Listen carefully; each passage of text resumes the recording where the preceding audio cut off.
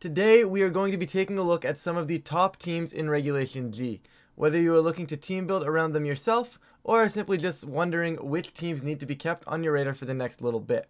Now, of course, there are numerous variants for each of these teams, and I have chosen to showcase what I believe to be the best version of each of them to talk about today, so let's get into it. We're going to kick things off with the Indianapolis Regional Championship team, and that, of course, is this Miraidon Rock Pond variant. And guys, I'm going to preface this right now is if you are seriously looking at investing time in this team or wondering how the inner workings go, I highly recommend checking out the official team report. I'll link that down below. There's a written one and a video one.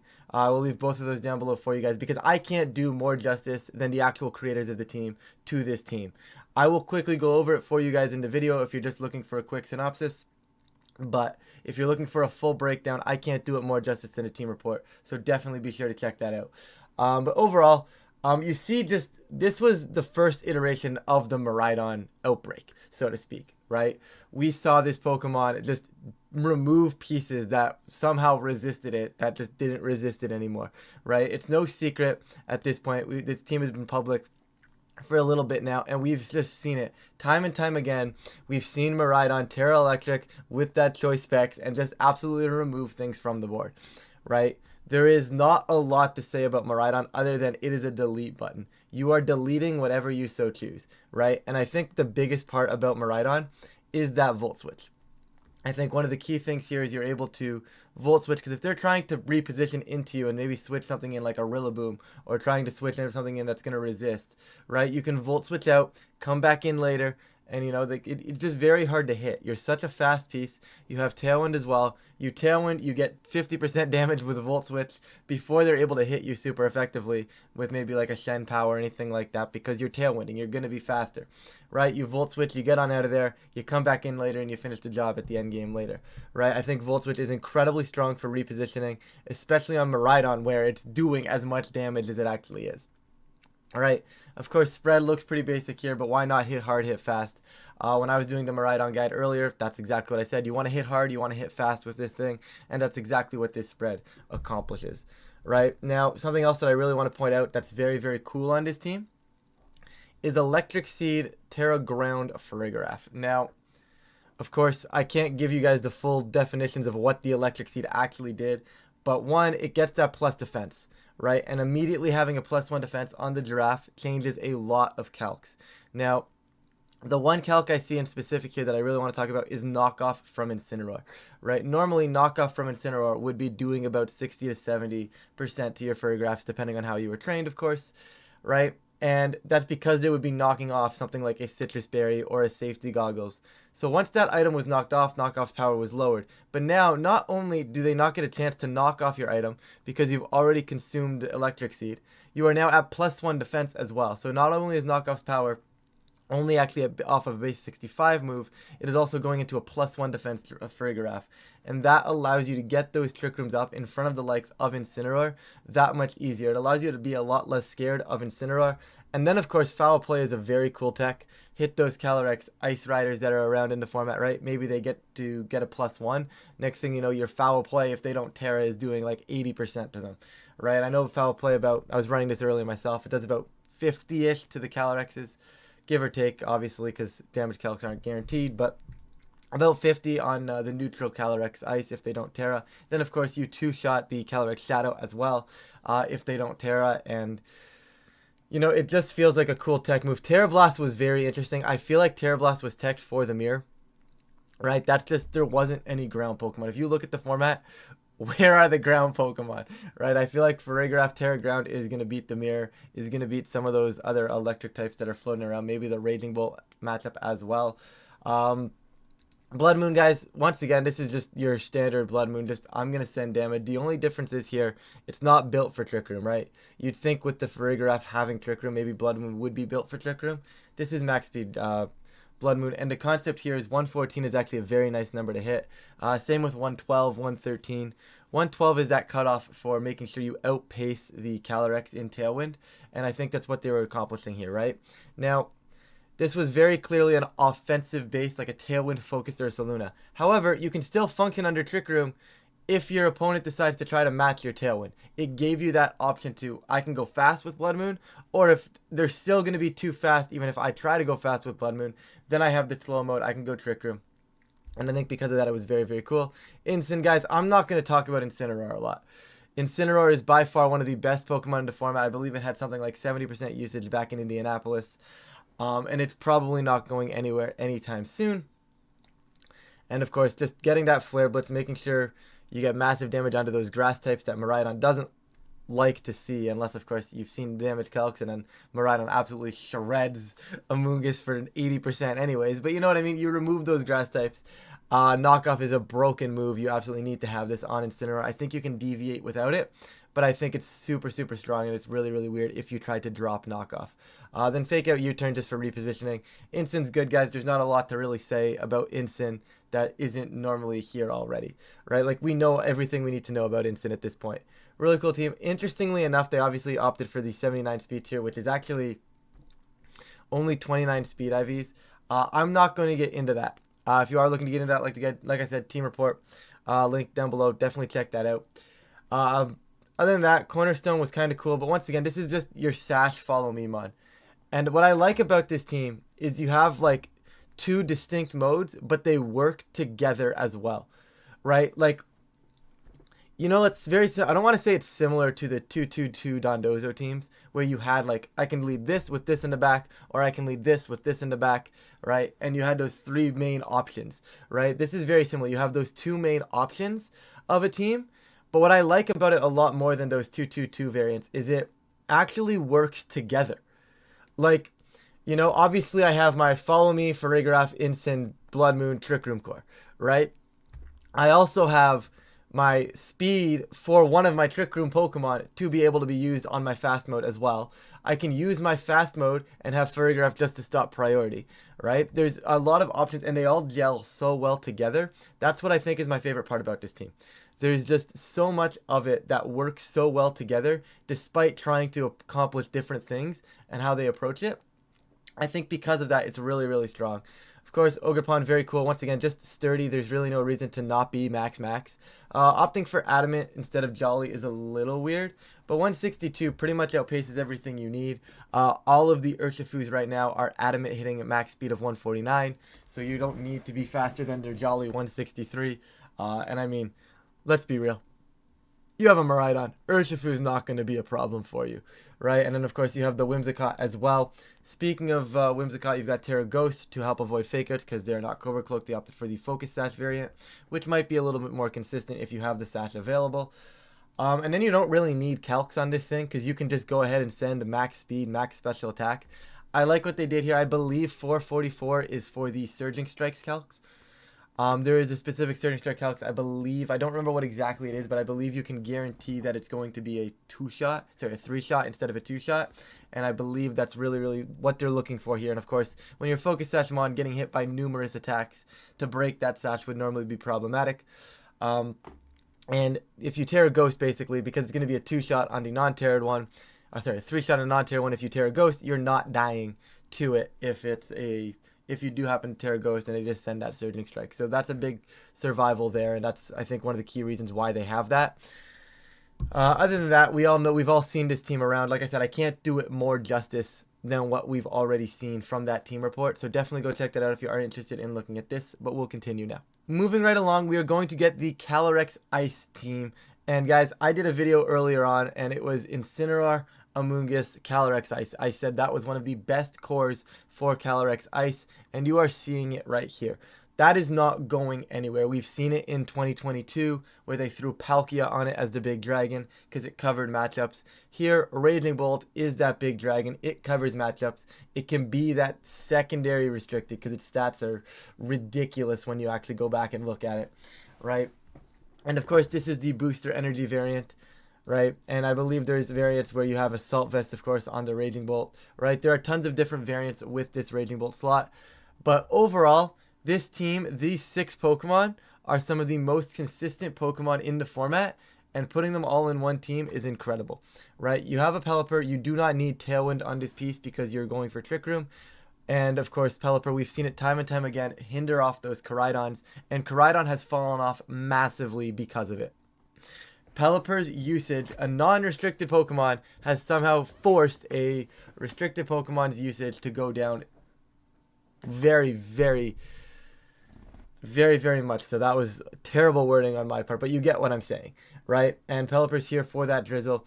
But the whole concept here is Incineroar, Amoonguss, Calyrex Ice, and you're going to go Trick Room, you're going to get your Glacial Lance stuff going, and you are going to do a lot of damage. This Aswan is bothering me. I don't know why it looks like that. But fact of the matter is, Glacial Lance is a broken move. This Pokemon on its own is disgusting, and if you pair it with the right pieces, it's incredible. Now, what I like about Raging Bolt on this team is Raging Bolt does not like seeing ground types, right?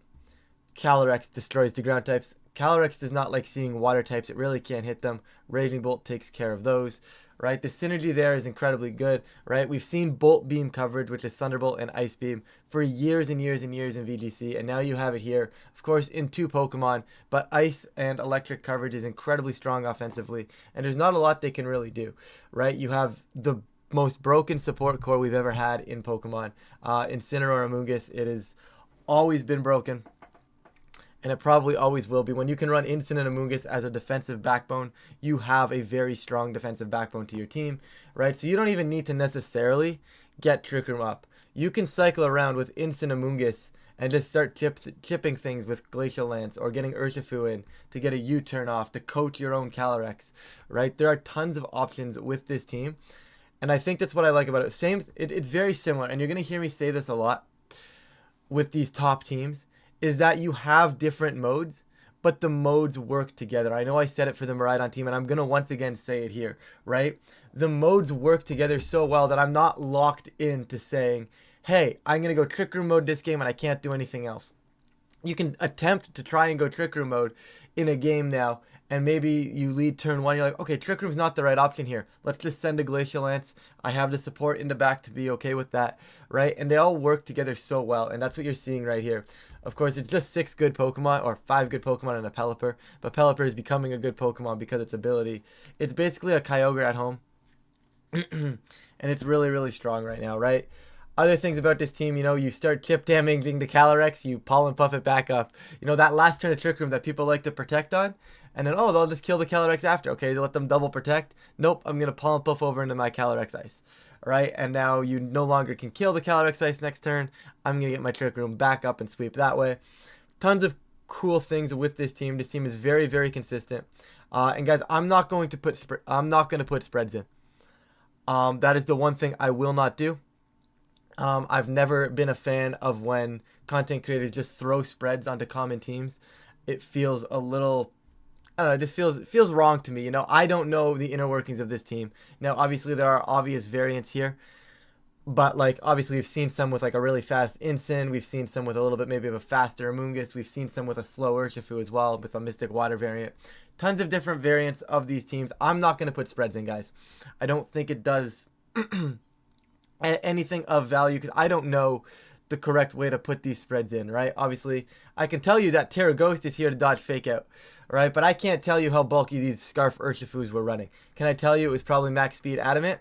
Probably, because that's going to hit the 149 mark that allows you to outpace the Calyrex. But outside of that, I don't know where they were sitting with the attack stat. I mean, 156 is a cool number, 236 is a cool number, but I'm not going to venture a guess and say, hey guys, use my spreads here, because I don't think I'm going to be able to do any of these teams that don't have spreads justice. Until they're revealed officially, I'm not about to release those spreads, guys. There's nothing that you gain from that. I mean, like I said, I can throw some key moments in for you guys, and I will as I see fit. But for this one specifically, there's so many different variants, right? Raging Bolt can be a little bit faster. Raging Bolt can be a little bit slower. Amoonguss can be faster, can be slow. There's so many different variants, so many different ways to manipulate these 6 Pokemon with your EV spreads that I'm not even going to venture a guess on this team. I think the team is really, really solid. If you're looking for a consistent team that is going to give you options to win every game, this is where I would go. Moving on, we are going to get the Zamazenta team that, in my opinion, is the best Zamazenta team in the format. And I don't think you can really argue with me too much. Obviously, there's other variants, right, that are more focused on getting the Zamazenta set up. However, I think the Stockholm winning team is by far one of the better variants out there for Zamazenta right now. And I think what's so strong about it is the fact that it wasn't Iron Defense on Zamazenta. And it was Wide Guard, right? And that seems like such a minor change, but it fundamentally changes how you have to approach this team, and it fundamentally changes how this team plays as well, right? A lot of the times those Zamazentas will hit the field early. They'll try to get an Iron Defense up and not be killable from there and just drop pieces off, right? There's not a lot to really say about that. Terra Grass, as always, that seems to be the most common one. Get around those Amoonguses that are trying to put you to sleep or give you the redirection, right? And Body Press is such a strong move on its own that even at only +1, you are removing a lot of the board. You are removing Incineroars. You are removing anything that's pretty much weak to it. Anything neutral you're hitting ridiculously hard. Like, I have a really bulky Kyogre that I've been running for the past little bit, and it's doing like 60 to 70% to that. And it's insane, right? And I think just you don't need to get Iron Defense off, and I think there's a lot of really cool techs on this team to cover some of the other matchups here, right? Terra Dark Black Glasses Moltres. This is basically a baby of Eltal, right? This is going to be a very strong matchup into Calyrex Shadow. Both Calyrexes actually. Very strong matchup into Calyrex Shadow. It effectively forces them to Terra Fairy. So now I've forced your Calyrex Shadow to Terra Fairy, and my Zamazenta has Heavy Slam. Goodbye. I'm going to position this in late game. And if you look at the stats, right? First of all, this is going to be crowned form. I'm actually going to change that just to take a quick look at it. Hold on a second.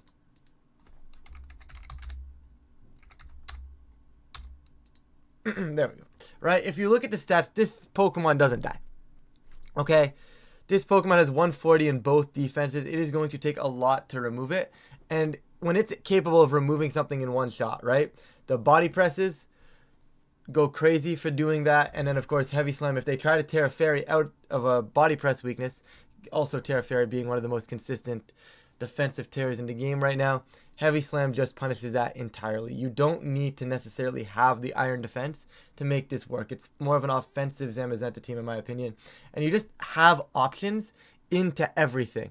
And a lot of the times, these weirder variants, because I'm going to be honest, it's a little bit of a weirder variant. Zamazenta, Shenpao, Latios, you know, you don't really see something like that too often. Now, obviously, it's become the standard variant because it has one regional. But it's still a little bit of an odder variant that we weren't really expecting. And I think because of that, you normally expect it to have some, like, random bad matchup. But every time I try to, like, make fun of this team or say that this team feels really weird, it just continuously has good matchups across the board, right? The Moltres Zamazenta core is incredible. You know, you if they have a ground type, Moltres comes in and is immune to that. Same with the Latios with that Levitate. Shenpao, Rillaboom remove those ground types from the board, right? Both the Calyrexes, the Moltres forces them to do exactly what you want them to do, right? If you're forcing the Calyrex to Terra Grass, Shenpao can take care of it later. If you're forcing the Calyrex Shadow to Terra Fairy, you remove them with a Zamazenta later on. And you just are, the planning in this team is insane, right? Obviously, you don't have Tailwind here, but you have the Tailwind on the Moltres, so you get speed control as well. You go foul, Terra Dark foul play should be just removing Calyrexes from the field, which is an incredible asset. There's not a lot in the meta that can actually remove a Calyrex Ice in one shot, and being able to do that is incredible here, right? Without actually investing in attack. Keep in mind, right? You can have a Fiery Wrath for some chip over time, and then you can drop a foul play, guys. Once again, no spreads are going to be given on these teams. I do not like giving out spreads, but I've been over that in the other team as well, so I'm not going to ramble on about that again. Rillaboom, Choice Banded Rillaboom, I think is something that we were seeing a lot on Zamazenta teams. I've seen some Clear Amulet ones, I've seen some Choice Banded ones, and this is picking up in usage, right? One of the biggest issues with Zamazenta was always going to be getting that Will-O-Wisp off with those Terra Ghost Incineroars, right? So the Incineroar cycle would become problematic. Having that Choice Band means you're still going to be hitting incredibly hard at -1. If they opted for Clear Amulet, it would be the same thing. Either way, having that Choice Band with the Wood Hammer is absolutely disgusting. You do incredible amounts of damage, and of course, you get to reposition now with U-turn, and you don't run Fake Out on a Choice Banded variant, so you get that tech coverage in that high horsepower to help scare off some of those Raging Bolts, some of those Miraidons as well, and you're just putting out big pressure, right?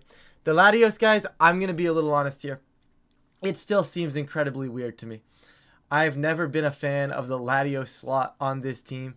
I think just like a speed boosting flutter makes a little bit more sense. Now, obviously, you don't hit the Amoonguss as hard as what you'd be liking, as what you're trying to do with the Latios, right? You're trying to remove the Amoonguss, right? So that is the trade-off there. But I think speed boosting flare technically makes a little bit more sense in my opinion. But I could be wrong on that. Obviously, Latios is there for a reason. None of the creators of the team have really come out and said, hey, this is what Latios does, at least to my knowledge. So until then, I'm going to be skeptical of it, but there's no denying that the team is good. Obviously, Luster, Purge, and Draco hit things incredibly, incredibly hard, right? Icy Wind for that speed control, maybe just allowing you, you're going to live a Calyrex, you're going to live the Astral Barrage if you Terra Steel, then you Icy Wind, Zambi comes in later and just heavy slams it, right? There's a lot to be said about the speed control, but if you're using it as that speed control piece that's able to deal with Amoonguss, I feel like a Icy Wind taunt booster speed flutter makes a little bit more sense. But you know what? Latios was here. Latios was doing a thing. Of course, guys, Shen Pao. It's a Shen Pao. Not a lot to say here. Hit hard, hit fast. You have to go Icicle Crash because you don't want to remove your own terrain. Completely understandable. Sucker Punch, Sacred Sword, Protect. My guess is I think this is going to be Jolly. If I had to guess, like I said, guys, I wouldn't assume one way or the other. They do have Tailwind support.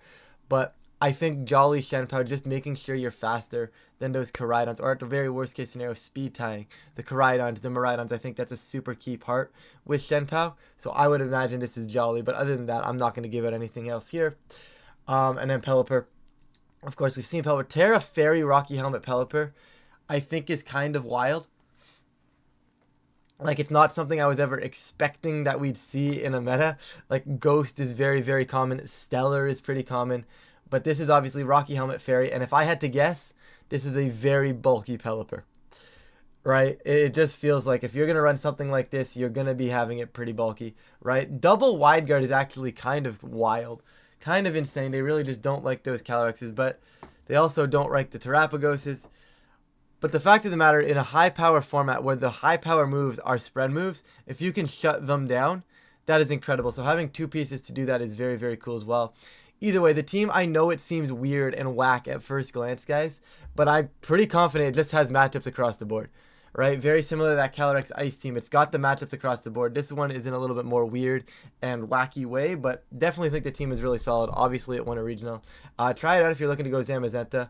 It's a little bit of a different take than I'm going to set up Iron Defense, but I think the team, of course, is really, really strong. That's why it's being featured here. Speaking of how Miraidon beats Terapogos, we're going to jump over to what I believe is going to be the best Terapogos team in the format right now, or slight variations of this team. This is the runner-up team from Stockholm, and it is Choice Specs Terapogos, guys. And the Choice Specs Terapogos has been everywhere as of late, right? We have seen it time and time again just perform well. We saw it perform a little bit better than the Calm Mind variants in Indie. We're going to see it perform well time and time again because this Pokemon has the bulk. It doesn't need to set up. It has the bulk. It has the pressure.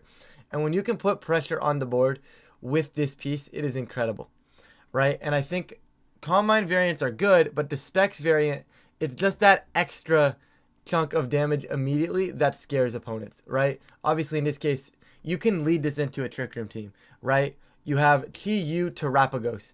If they are trying to play the game slow and get Trick Room up, if they do not have a fast piece to lead into you, you are just blowing up the entire board with Terapogos Chi-Yu as long as you're hitting your heat waves, right?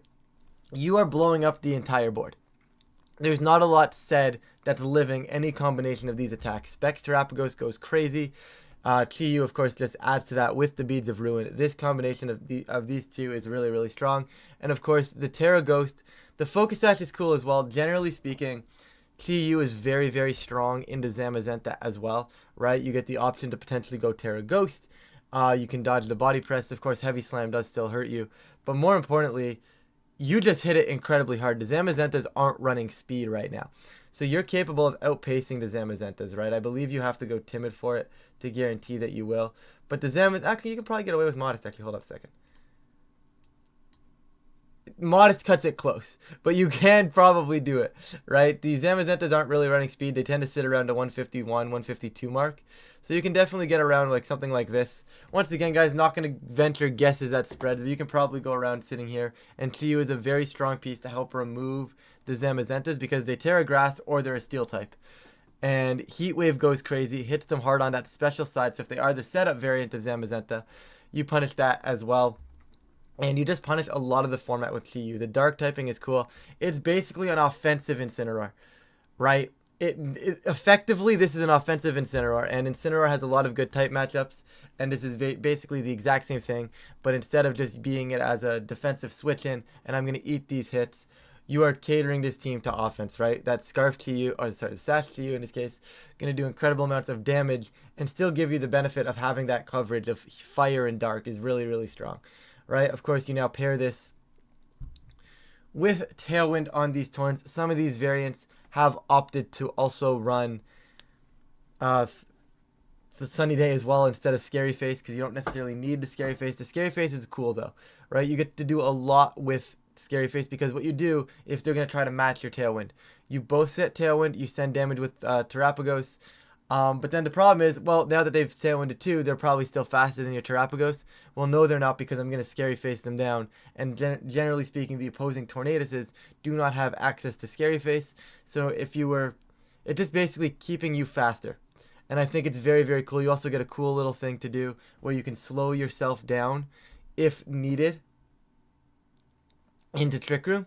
So like, let's just say, oh, I need my Rock Pond to be slower because I need to outspeed something in Trick Room now. And I, Torn hit the board. I have Torn Rock Pond on the field. Now I can Scary Face myself, slow myself down 2 stages, and all of a sudden, you can do a lot with that. I think it's very, very strong, right? It gives you a lot of options, right? The main priority here, though, is if they match Tailwinds with you, you can continue to slow them down despite both Tailwinds being available on the board. Or maybe on that last turn, instead of just going for a Tailwind, you'll send like a Scary Face, lose Tornadus, and, Scary Face ends up helping a little bit more because, Tailwind won't go up. Last turn of Tailwind, you can Scary Face, and then like you lose Torn, but you've still gotten that speed control off onto the board. Scary Face is a really, really cool tech here.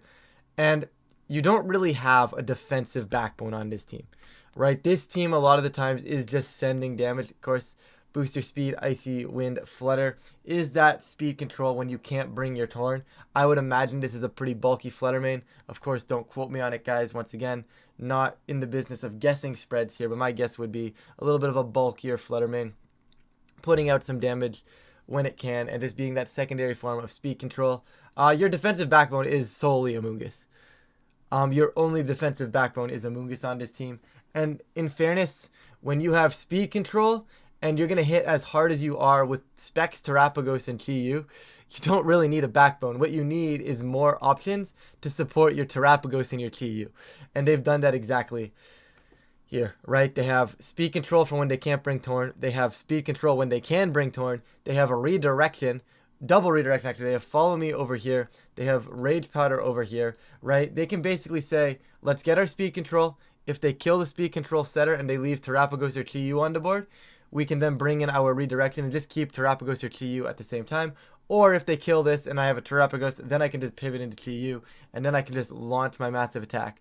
There is tons of cool things about this team, and I think the biggest part about it is it hits hard, hits fast, in a format that was really surprising to me, because a lot of the times in formats, when we see at the beginning of the format, it is a lot of hyper offense, right? It is go, go, go, go, go, much like what we see here, until the defense, until the defensive teams start realizing what they have to calc for, and then the balance mode start creeping back into the meta. But what is weird is, ever since Indy, we saw, or leading up to Indy, I should say, we saw a lot of the format actually starting off as like these balanced variants around the restricted, right? We saw the Calm Mind Terapogos. We saw Joyox9's balance-ish Calyrex Shadow variants, right? Obviously, the Calyrex Ice teams tend to be the balanced team in this format. But, we saw a lot of balance right? And we weren't seeing a lot of that hyper offense that we normally see right off the start of the format. And we're seeing it now, right? And this team is a shining example of that. Really, really strong team. Terapogos, TU, Torn, I think are my main core of 3 here. Other than that, if you support it properly, which obviously they did, team is really, really strong. Terra Dark to get out of some of the encore stuff, maybe some prankster taunt from opposing Torns as well. Really, really cool team. Really, really strong team as well. We got one more for you guys, so we'll jump on over to that. Jumping in to the last team right now, and it's one of the few teams that Calyrex Shadow hasn't really been seeing a lot of success lately. Of course, this is Paul Ruiz's team from the Santiago was it a special event? I think it was a special event.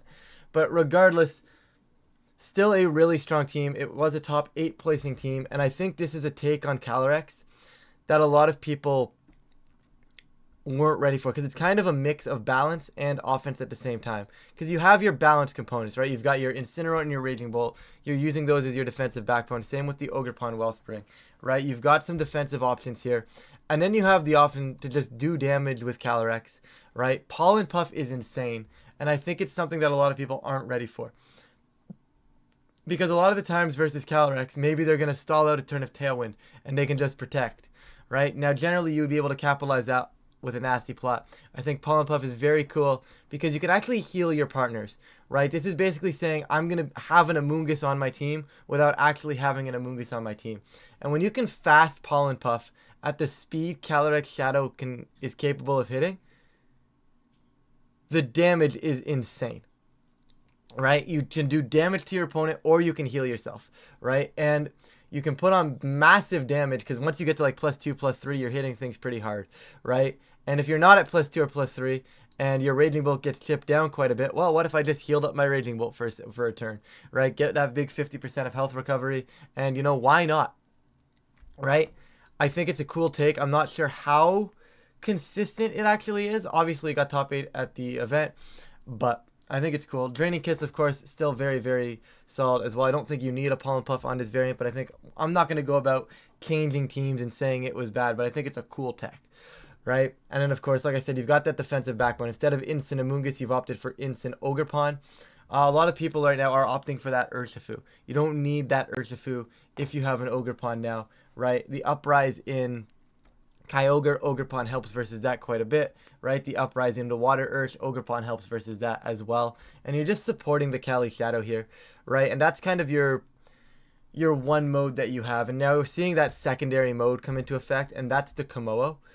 And the Komodo is a weird one, right? Interestingly enough, it's actually in a pretty good spot right now, right? There's not a lot of things that actually hit dragon fighting types currently, because Fluttermane, which was the fairy that was everywhere, is kind of not here anymore, right? Like, it's still around a little bit, but when you have Tailwind in a Calyrex Shadow, you don't really care about Fluttermane all that much.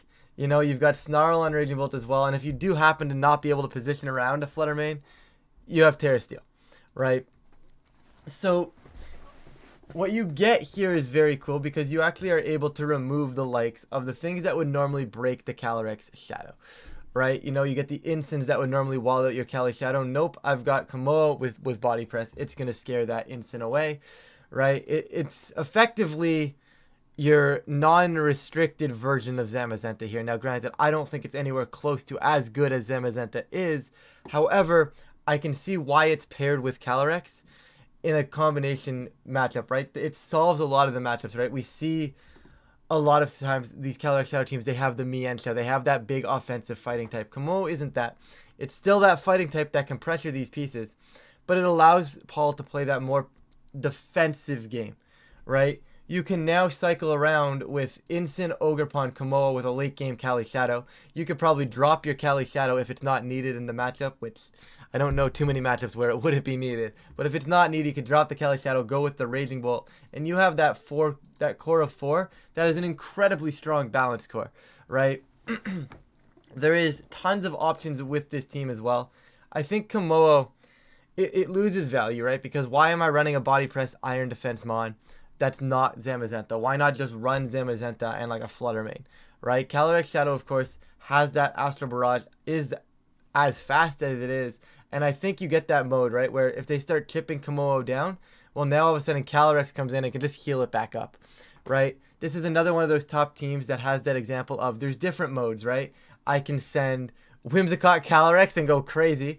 I can send my defensive Komodo mode, but it's those different modes that actually gel together still, because I can still use Komodo, Cali Shadow, and have Whimsicott. I can try to go fast up front. If I don't like what I see, I can pivot out into the Komodo and the Incin maybe, and start slowing the game down that way, and then still have the Calyrex Shadow Whimsicott for a late game, right? It's one of those things where the modes synergize really, really well, as opposed to just being separate modes, and I really, really like that about this team. Now, I still am not sold on Komodo, I'm going to be honest, but I'm not going to sit here and trash talk it. Obviously, it got top 8 at the event. It did very, very well, and I think there are some benefits to Komodo, but like if I'm Terra Sealing a Komodo, why am I not running Zamazenta? You know, but I get what they're saying. I get what they're going for, right? That kind of that, no one's really ready for the Iron Defense body press mods that aren't Zamazenta right now, and it covers Calyrex's Shadow. Calyrex Shadow's weaknesses very, very well. I think I've gone on long enough about these teams though, guys. So we are going to cut it here. But with that, thank you all so much for watching. I will leave the open team lists down below for you guys, along with any sort of team reports that are out of these teams. But please, guys, once again, just wanted to share these with you if you guys are looking to see what's popular in the meta right now, what's going on. If you're looking to try things out yourselves, you can go ahead and take some of these ideas as well that I've gone over. But these, in my opinion, are the top 5 teams in the format right now. But if you guys enjoy this type of content, please feel free to leave a like and subscribe. It really does help out the channel, and of course, I really do appreciate it. But with that, I'm going to get out of here. Thank you all so much for watching, and I'll catch you all in a future video.